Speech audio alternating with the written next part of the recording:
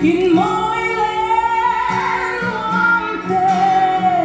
hết thình lũ hiang thoáng chi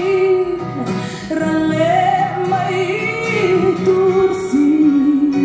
thì để mô in tia thì si lo hiang mô cả ngày mà đến có sao nơi hình theo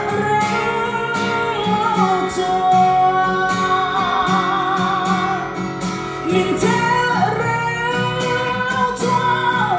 còn lại là đen cánh sâu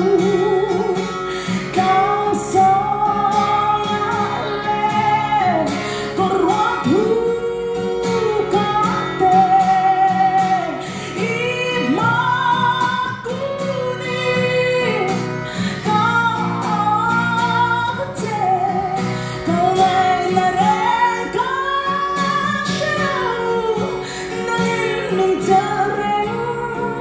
ngõ chùa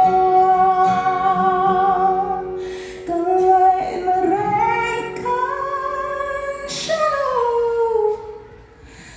nâng yên mình ta rèn ngõ chùa.